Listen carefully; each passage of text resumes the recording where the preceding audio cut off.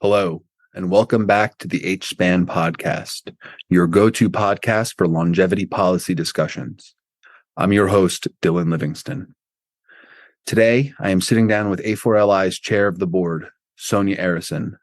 Sonia is the founder of 100 Plus Capital, one of the leading investment firms in longevity science and research in the country. Sonia has played a crucial role in the advancement of longevity science. In this episode, we discuss what is going on with A4LI, as well as the role policymaking plays in the longevity space. With all that said, let's get into it. Live long and prosper. All right. Thank you for joining us, Sonia. For everybody who doesn't know, we're being joined by Sonia Arrison, founder of 100 Plus Capital and the Alliance for Longevity Initiatives, chair of the board. So, Sonia, thank you for joining us today. I'm excited to be here. Thanks, Dylan. Yeah, so am I. Yeah, I'm excited to kind of take our shoes off, relax, and kind of discuss things in a nice, relaxed manner.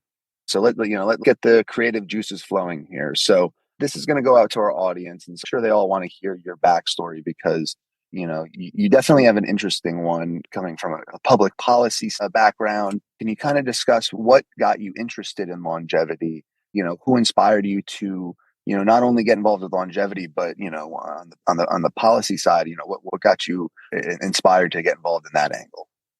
Right. Yes. I started my career in public policy and I came to the United States to work at a public policy think tank in San Francisco. I'm originally Canadian and worked there for a decade, directing the Center for Technology Studies at the Pacific Research Institute. It was around the year 2000, I think, that Newt Gingrich was in Congress and was talking about nanotechnology and how it was going to change the world. And, I saw that. And since I was directing this public policy tech section, I thought, well, we should investigate nanotech and see what kind of public policy issues there might be around nanotech. And so I was looking at the legislation that Gingrich was interested in, and I started digging into nanotechnology and was really blown away. I couldn't believe all the amazing things that were happening in nanotechnology. That's the science of the very, very small.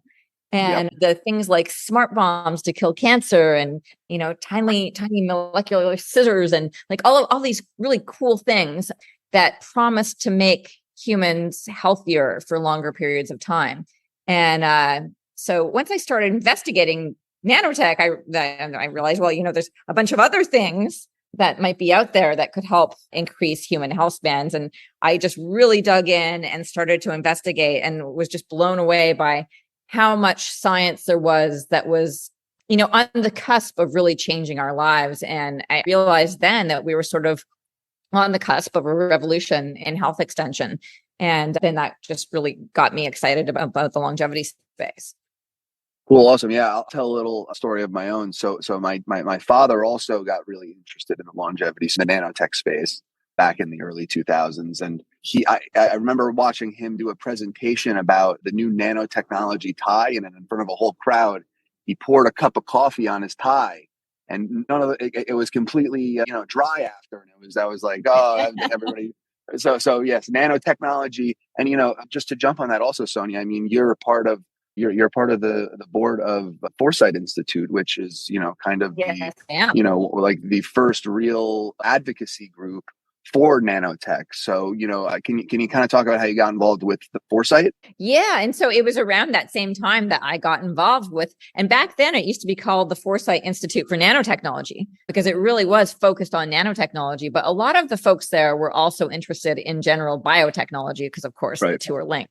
And so I discovered the Foresight Institute and met Christine Peterson, who's also on the board of the Alliance for Longevity Initiatives, and a lot of the amazing scientists who were around the Foresight Institute, and was just really impressed with their knowledge and their worldviews. And so I became a member of the Foresight Institute way back then, more than 20 years ago now, and went to all their meetings and have been involved with them ever since. And I joined their board a few years ago. And now, of course, the Foresight Institute is focused on more than just nanotechnology. It's focused on, biotech and health span and artificial intelligence and lots of other things.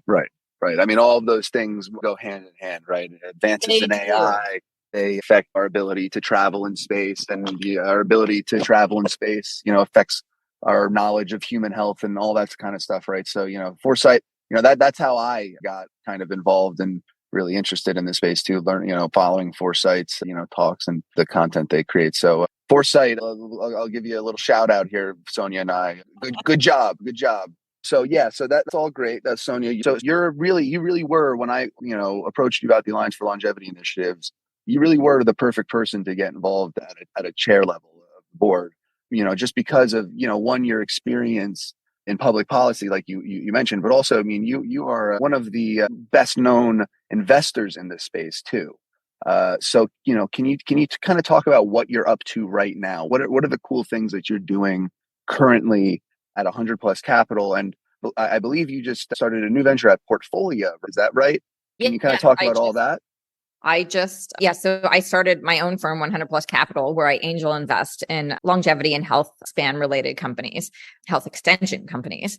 And then I am an advisor to Felicis Ventures and BioVerge, which both invest in various ways in the biotech space.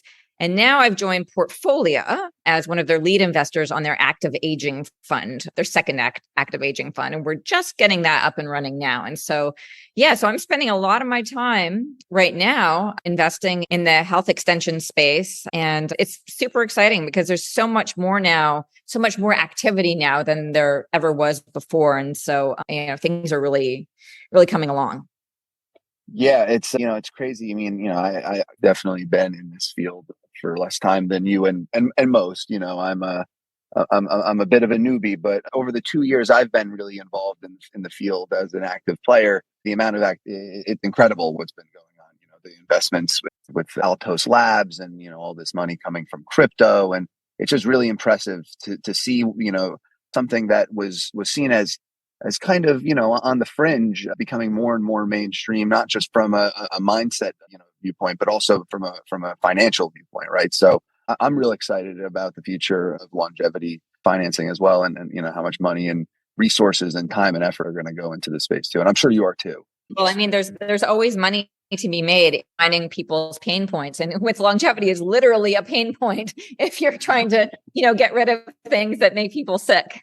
Right, literal pain points, like actual pain in the back, pain in the and all the that's funny. I like that. So tell us though, Sonia, so you because of your position as an investor and with all your different ventures, you kind of get to see the cutting edge, more so than, even the average kind of investor in the space, even the average, active person. Can you give us some kind of cool technology that you've seen, or, your companies that, if you want to shout any companies out, should we be excited for? What are you excited about?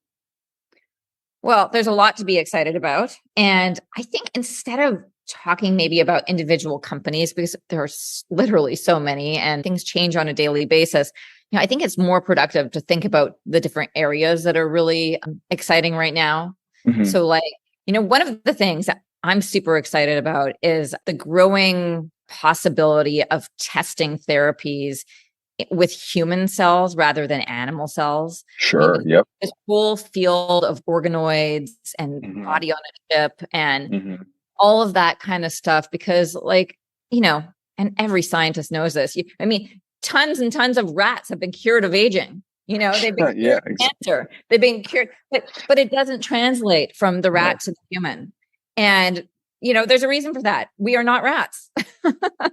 And so we need a better model to test our therapies on. And so there's a lot of very exciting things happening in that sort of human cell work, or even larger animal work. Sure. That's one area that I think is really going to help move science forward. Gene therapy, I think, is another field that's, I've been saying this for a long time. It's sort of the holy grail of everything, being able to reprogram ourselves, right? And of course, reprogramming Altos Labs is based on with their $3 billion they've put together. And I hope that they make great advances, even if they're not telling everyone what they're doing. But, gene therapy has always been, it's tough because getting the genes, getting the changes that scientists want precisely has always been kind of tough. And so there's a bunch of different groups who are working on making gene therapy better. and more effective and quicker. And I just see a lot of different companies working on this problem. And so I'm optimistic that gene therapy techniques will get better in the near term. And I think that will really have a big impact on what scientists are able to do. And then artificial intelligence, of course, you sort of already mentioned this earlier. I mean, that's the more powerful computers get and the more powerful artificial intelligence gets, that just speeds everything up. I mean, the machines are so much better at looking for patterns and finding patterns than humans are. So the better, means radiology will be transformed. I mean, it won't be long before you go in and most of the radiology that's done is done by a computer and not by a person sitting in a really dark room, right? I mean, you'll still need the person to help talk to the patients and help them interpret things. And, so doctors aren't going away. We shouldn't be scared of that. But radiology really is on the cusp of a huge revolution right now. And so that's exciting because of AI. And I mean, but drug discovery, I mean, all these different things. I mean, AI is really biomarkers. So let's talk about biomarkers. That's another area that I think is super interesting and important, and something that actually that the Alliance for Longevity Initiatives is very interested in, because and for listeners who don't know, a biomarker is something that it's something where you can take a look and see if the therapy has had an impact or not. Like, how do we know that inflammation has been reduced, right? There's got to be a biomarker for inflammation, or how. Or the cancer's a good one. I always think, a tumor, right? Right. Right. Yes. Exactly. Yeah. Right. If a tumor shrinks, it's that it's getting better, and if it doesn't, it's not, right? Exactly. So yeah. That's sort of a biomarker. Right. It's not the kind of biomarker that we, It's a pretty primitive biomarker. It'd be better if you could do a test and see, oh, well, look, this therapy is working on the heart or the kidney or whatever. And we know this because of X, Y, and Z. And so biomarkers are super important for anybody who's creating a therapy to see if their therapy is actually working. And so there's a lot of different groups around the world who are working on creating better biomarkers, right? I mean, people have already probably heard about methylation clocks, which are a sort of a biomarker, but there's other things that can be done, and artificial intelligence is working into the biomarker development. So it all kind of does come together. Right. I think the last thing that comes to mind on this is also the brain. I've been watching this industry for more than 20 years, and the brain has always been sort of that last frontier that's been kind of dark and murky and hard to make progress in. And, there's been some technical advances, optogenetics and brain organoid creations and other things that have happened in the brain space that are making progress in brain therapies more likely. I mean, it's going to probably take a lot longer than other things, but there's optimism to be had on the brain front as well, which I think is really important. Well, the brain is, probably the most difficult because it's the most, personalized to each individual, right? Heart medicine can probably work on more people than a brain medicine, just because, everybody's brain kind of is different over time, right? Your brain develops in different ways, and different neurons are, attached in different ways. So, that's probably my assumption there. Does that seem reasonable? Well, the brain is very complex, right? Right. Yeah. Right. And so, I think there's a lot going on that we just don't understand. And, at some point those mysteries will be unraveled, and the technology to get us there is now available. And so that's why it's going to be a really big field.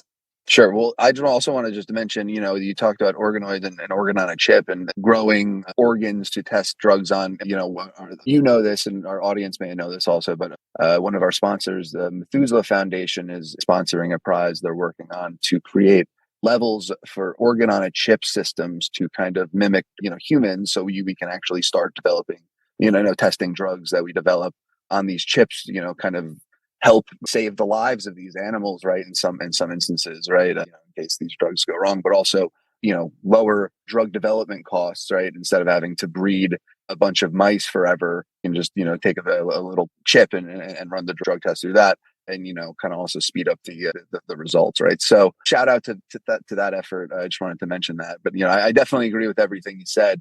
There's been so much money in, cellular reprogramming. I mean, I think there's been, even take Altos out of the picture, I think there's still been, close to $1 billion other dollars, or maybe $500 million, I don't know the number off the top of my head, invested in other companies, right? So I think that's a very promising field too. It's very exciting to see, that seems like kind of the biggest bang for your buck. But there are all these other kind of industries that are hallmarks of aging that are being pursued. Or I think there's going to be a lot of kind of drugs working together.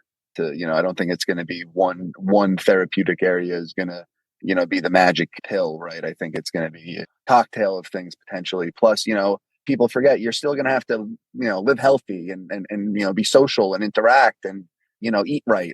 Those things aren't also going to go away. So, but I'm very excited for the future too, and I know you are, and that's why we kind of share this vision with A4LI. Yeah, I thought it was quite apropos that you started the podcast off by saying we should relax, throw off our shoes. And then I thought, well, that's great because, being more relaxed is good for your longevity.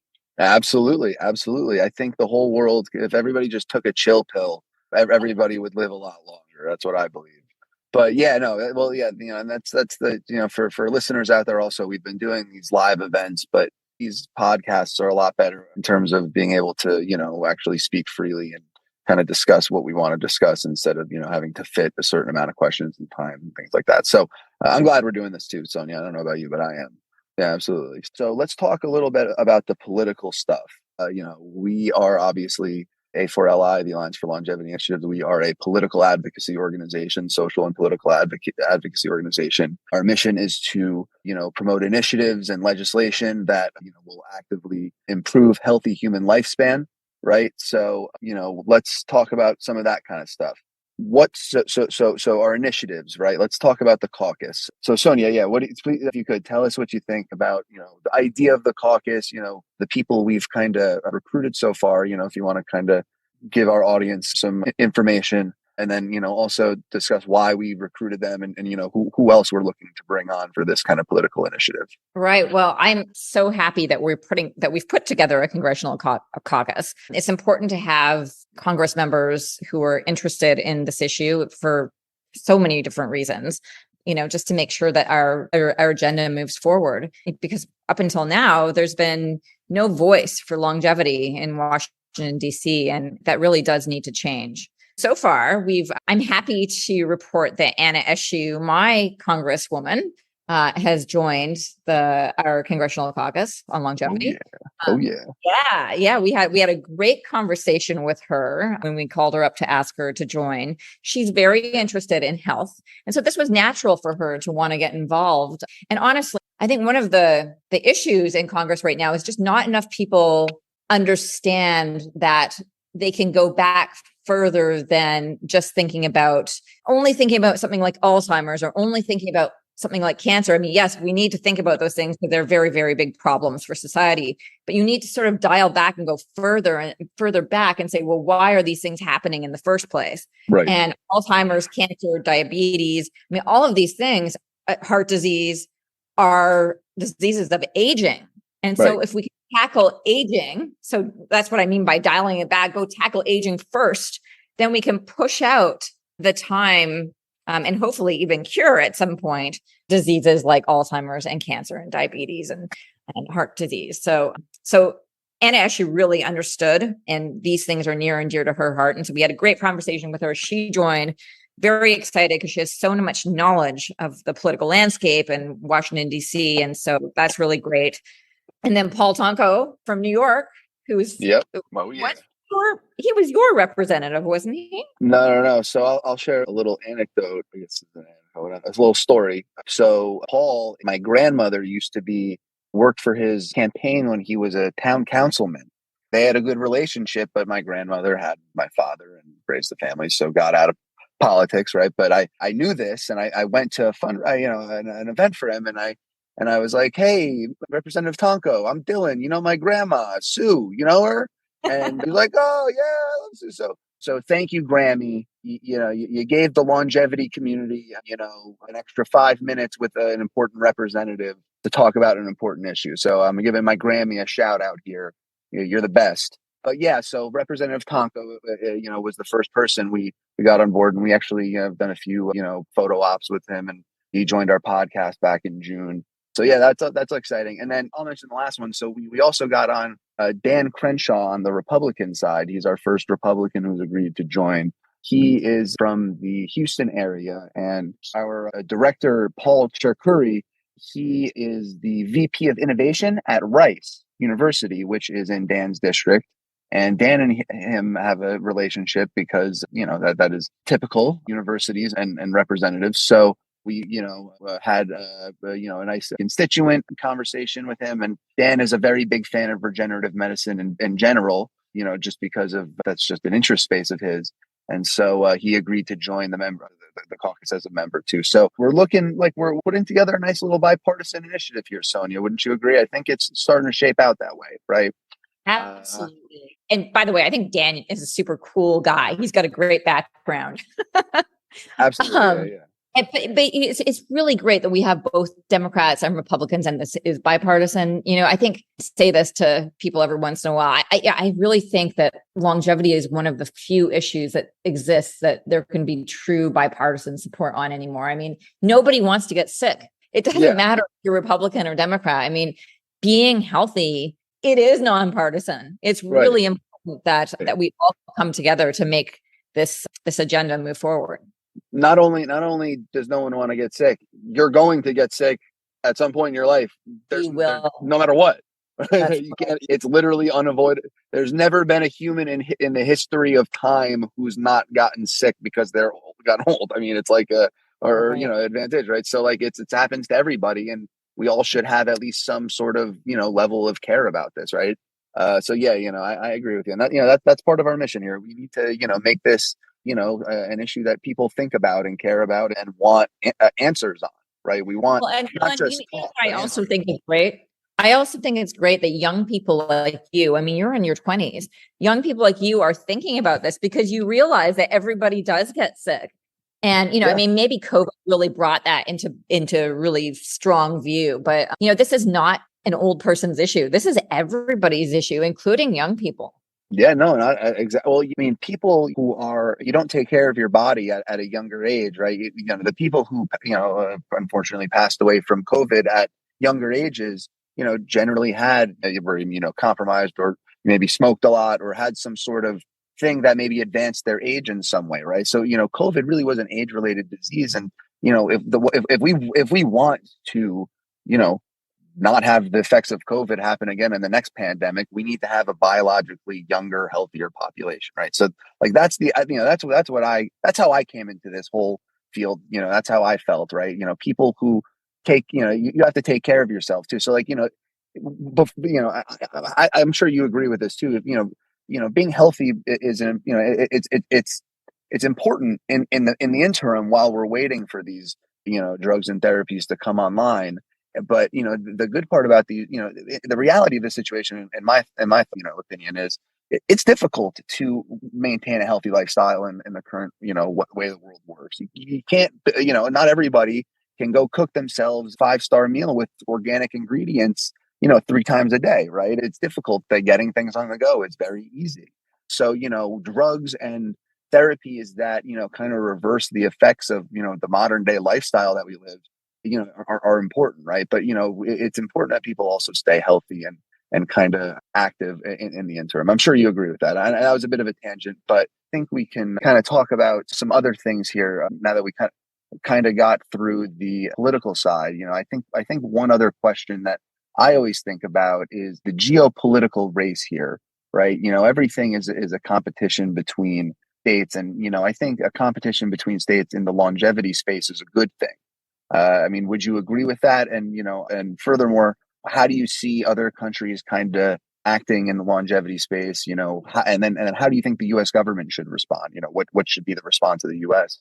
to this longevity arms race, quote unquote? I mean, I'm not trying to start an arms race for anybody who listens to this. I'm trying, but competition in areas like life sciences is a good thing, right? Creating all the countries trying to create vaccines led to the best vaccine being distributed the most, right? So what are your thoughts though, Sonia? I'm sorry, I'll stop talking here now. Well, it's always good to have competition because it spurs people to work a little harder and try different techniques. Yeah, the geopolitical question is an interesting one. It matters a lot.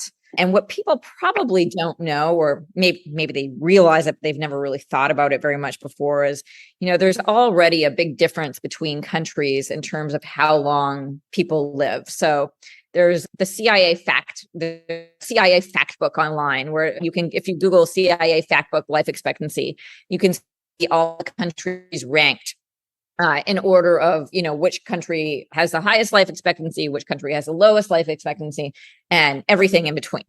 And so, it would be great to be at the top of that list. The United States is not at the top of that list, by the way. No, not even close. Actually, no. It's embarrassing for a wealthy country to be so low. A couple of years ago, when I looked at it, the United States was at number 40, and today, when I looked at it, it's at 46. So we've dropped even further, probably due to COVID, because we got hit really hard with COVID.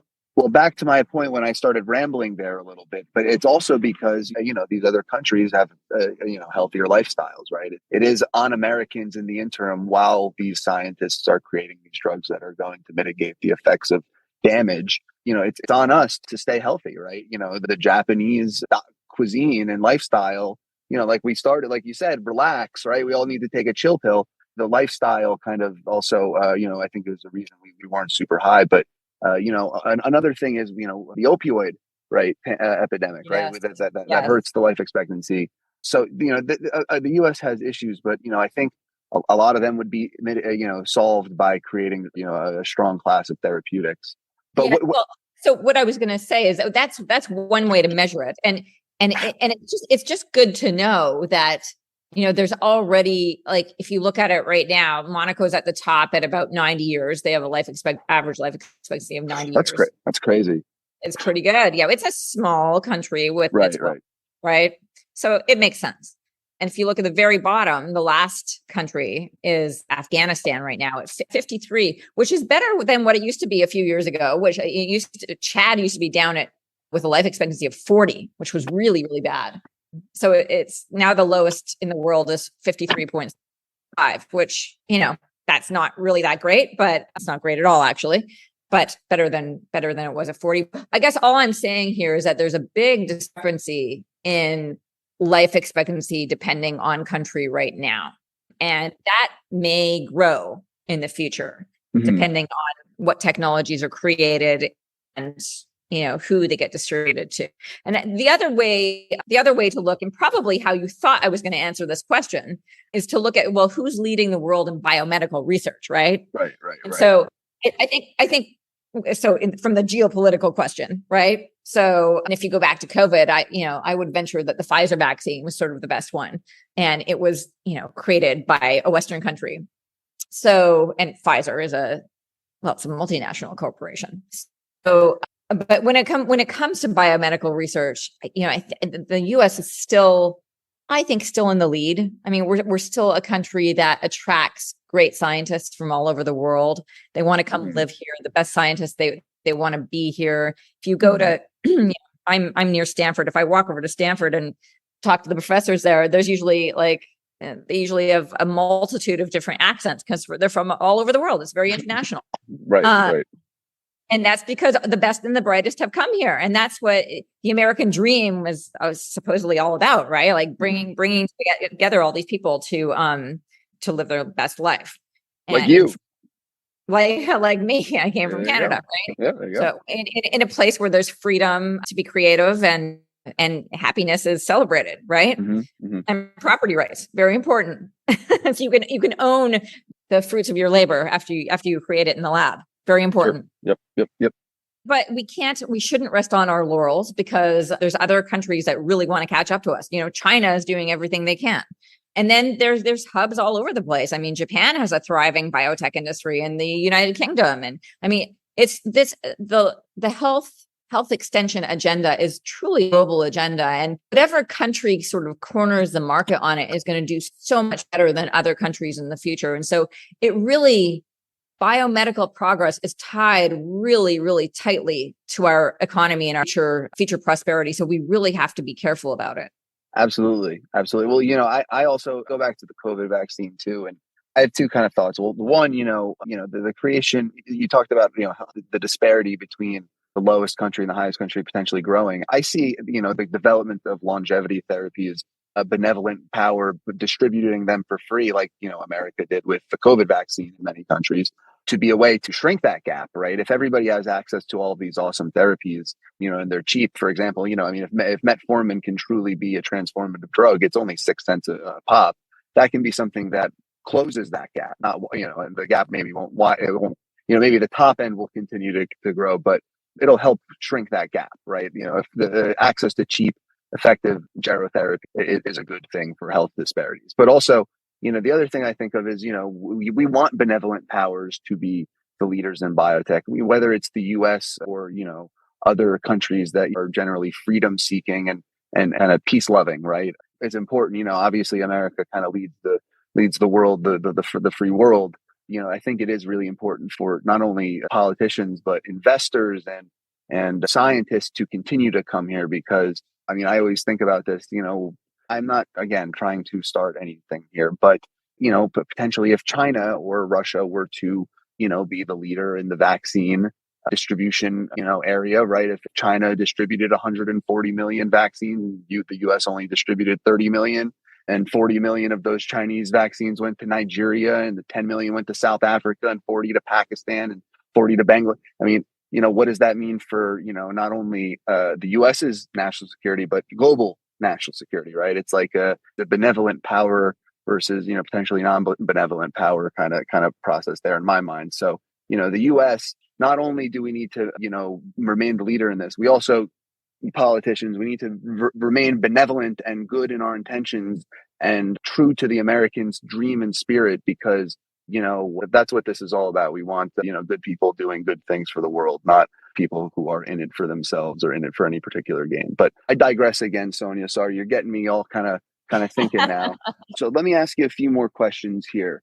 So I'd like to think about kind of hypotheticals, what the future will look like, right? So this is a tough question, and I've asked it before, and I usually don't get the answer that I'm looking for, because looking this far into the future is tough. But I'm gonna ask you, Sonia. 2050 comes around, right? We go to the doctor. What does that look like? What are they doing? What technologies are involved? What technologies are involved in day-to-day life? What do you think, health looks like in 2050?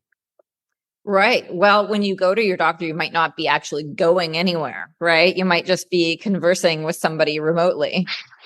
And I think obviously health monitoring will be so advanced by then and will be small. I mean, I think there's always been this idea. This is what I'd like to see, by the way. I mean, it's hard to predict the future. You don't really know. Right. Well, I think in general, you can say that health monitoring is going to get better and better and smaller and easier to use, right? Like, sure. That's kind of a given. I'm pretty solid in making that prediction. What types it will be and what it will look like and how it'll function, that's harder to predict, because the entrepreneurs who are building it now, and you don't know what they're doing. But there was always this idea. This is actually an idea from quite some time ago, but this idea of a digital tattoo that like this little thin layer of something, of silicone or something, that you just like put on your skin, and it would be tiny, and it would monitor a whole bunch of things in your body, like, blood pressure or hydration or, heart rate, and, all of these things in in a little sort of thing that's on your skin that you don't really notice. And I can imagine that you kind of just wake up in the morning and your device, whatever it is at that point, because it won't look like the iPhones today, whatever device is in your world will probably only tell you if something's wrong, right? You wake up, if you don't get any notices that something's wrong, you just assume that you're fine because all of your vitals are being monitored,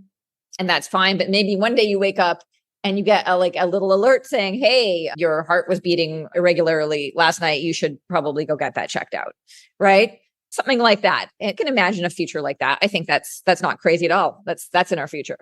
Absolutely. Well, yeah. I mean, I just got my Aura ring, right? I mean, it was the Fitbit before on your arm, and now it's a ring. And I mean, I think people are a little sheepish on implantables, but I mean, they're coming, right? I mean, I think the ability to track your health is, just as important as actually creating these therapeutics, right? If you can prevent the heart attack or prevent the stroke, that also adds years to your life. So, I'm very bullish on that whole, I so agree. I can say for certain that will be a big part of it, right? Yeah, but I think a lot of predictive stuff too. Like Mhm. this idea that your heart rate variability changes right before you're about to get sick. So like your heart rate variability can change before you even have any symptoms of being sick. Right. So like Right. if you get that data and you're like, oh wow, I must be about to get, you know, go eat a whole bunch of garlic and drink some lemon tea. And like, I don't know what else you would do, but you know, things that maybe you could do to sort of ward off something before it happens. Right. I'm just thinking back. I got a video game back in 2020 called Cyberpunk, and so that some people might know of. And it was it was the biggest flop ever, but it was supposed to be about what, like, it was like a video game in 2079. And one of the guys you play as has like an AI in his body that, you know, alerts him when he's like feeling sick, and like, you know, the beginning intro part, but it's like supposed to like represent what they think life is going to be like in 2079. And I thought that was very cool and kind of like up to date with what, like, you know, the modern thinking is, because, you know, that game didn't end up being very good, but that was a great part of it. They got that right. But yeah, you know, I mean, I think, you know, the ability, you know, not even just, you know, our phone already is able to kind of do this stuff, right? Like the amount of steps you're able to take, like even the most basic things. And, you know, I think that's only going to get better and better. I definitely agree with you. But so another question I guess I have for you is like, you know, surgery will always be a part of life, right? And I think, you know, this is kind of a curveball to some longevity people, but, you know, maybe you have some insight in this. And I'm just thinking, you know, what advances in like surgery do you see in coming up? Do you think, you know, there's any like kind of surgical, you know, techniques, or, you know, any maybe robotics that will help and outcomes and potential heart attacks or heart transplants, things like that? You know, what do you see in maybe in the robotics and surgical space that will extend healthy human lifespan? Well, certainly robotics and AI will continue to make surgeries better, right? I mean, the computers are the machines are better at all the precise movements than humans are. So to the extent that that continues, that will definitely improve surgery. I also think that there's a lot of things surgery is used for today that in the future you won't use surgery for. Mm-hmm. Uh, like what? Do you have any examples? Well, so when I was looking at tissue engineering, and I still look at tissue engineering because I think it's fascinating, and I would like to see more of it being done, because Mm-hmm. I think if we can grow disease parts of us and replace them, that really could help with our health extension. But I remember when I was talking to somebody who was working on Doris Taylor, actually, who was working on growing hearts in the lab. She said to me, she said, yes, she's like, we can grow a whole heart in the lab. And yes, you could imagine growing a whole heart, taking out someone's heart and replacing it with this new heart that you grew out of their own cells. So, you know, it doesn't get rejected. She's like, but the surgery is really hard on your body. She's like, so we've actually, what she decided to do instead, it was to turn it around and say, well, how can we do stem cell injections where we can just inject some cells into the heart and have the heart repair itself, right? How can we avoid the surgery by doing something else, right? Or you know, that like or we're going back to foresight and, you know, the nanotech revolution. Like that was, I remember being a big part of it, like nano robotics to help you with surgery from the inside without having to even cut you open, right? But I don't hear a lot of talk about that. But I want to encourage more, you know, engineers to think like that for the longevity purposes, because a lot of, you know, drug development is great, but, you know, if we really want to see a health extension, you know, people can't be going in and out of hospitals. People can't be getting surgeries. You know, surgeries are hurt you, right? They're cutting you open is a big deal. So I yeah. also think there's a lot to be done with like ultrasound and other technologies that are available, and if they're done in the right way, can be used instead of surgeries as well. There's a lot of innovative ideas out there that are being tested and, you know, aren't quite there yet, but, you know, they will be at some point.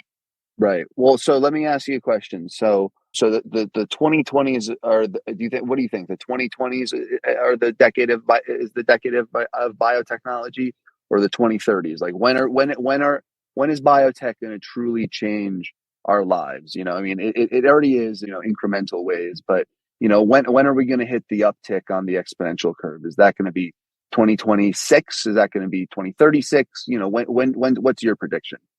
I like I said, I don't like to make predictions, but given all the activity that I'm seeing in the biotech space on all these different fronts, I mean, I would be shocked if we didn't have some major transformative thing by at least the mid to late 2020s. It's coming and it's not that far away. It's just the question is what will it be?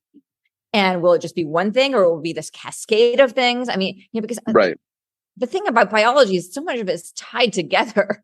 There's always all these stories about how someone thought they were creating a drug for this, and then it actually had a huge impact on that instead. And Right. or a tweak that happened here that did this, and and that's the beauty and the fun of science, I guess. But yes, I can imagine we'll at least have one thing, and it may turn out to be kind of a cascade of things. Sure.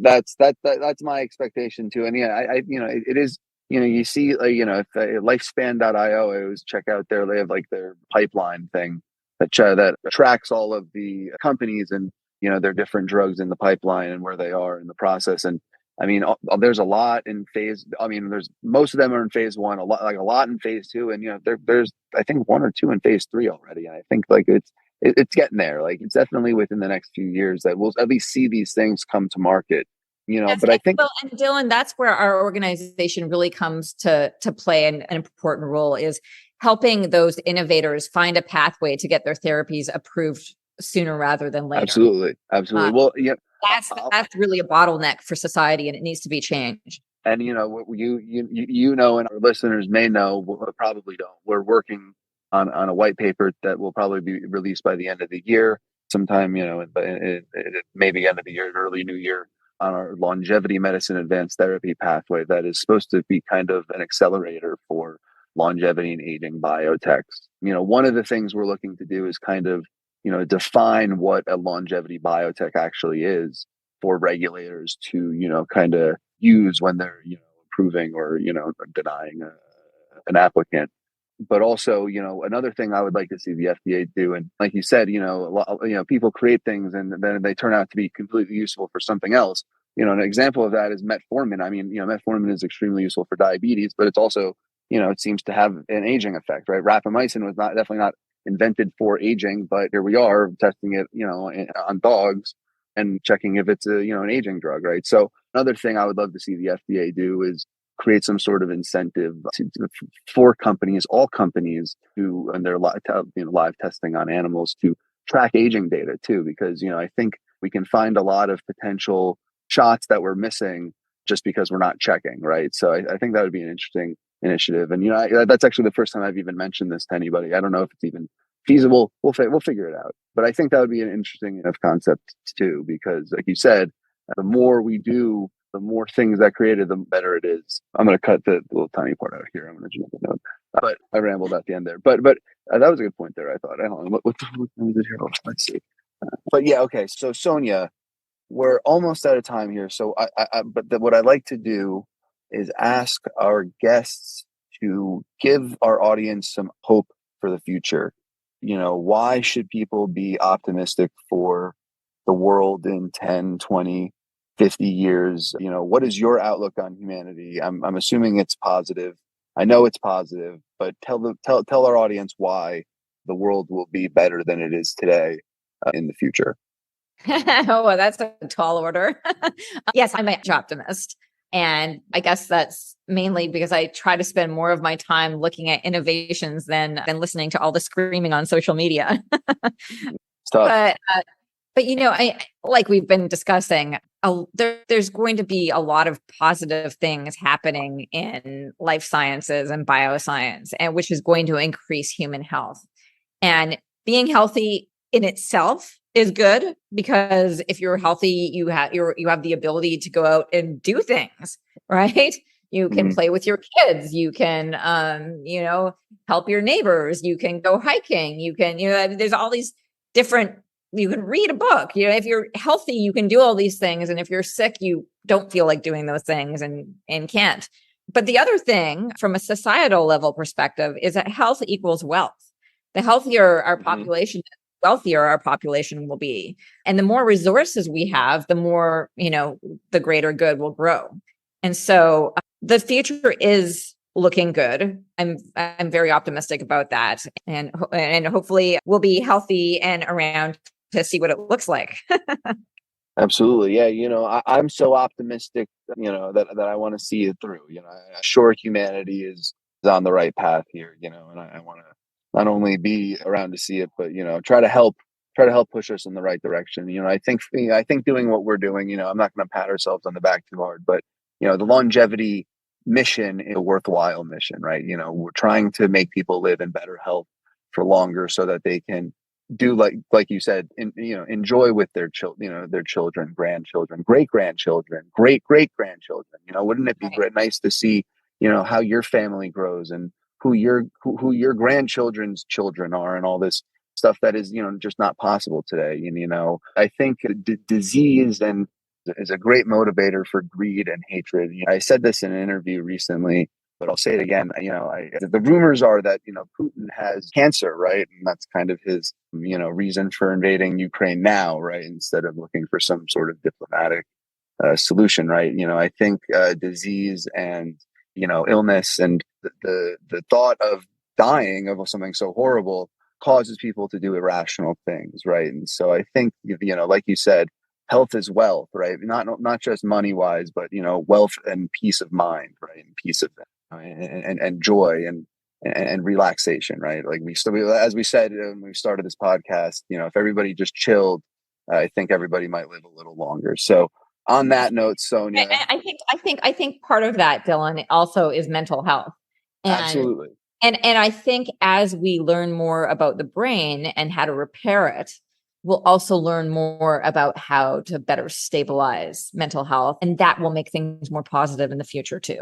Absolutely. And so, just to keep going, something I always see, and I'm sure you see this too, part of the longevity dividend argument is part of longevity is being socially active, right? Maintaining relationships. And I've personally seen this with my grandfather. He's lived to the age of 95, and he's been able to do that by, being an active, friendly, outgoing person. And, he's fortunate to be that way. But, the more we can get people to be happy, the more we can understand mental health, the more we can understand happiness and how to generate it for a majority of people, the longer people will live, and the more people will want to live longer. There's a lot of people out there. If you look at Instagram or whatever, when you post something about longevity, they'll say, "Oh, I don't want to live that long. Oh, the world's not worth living for that long."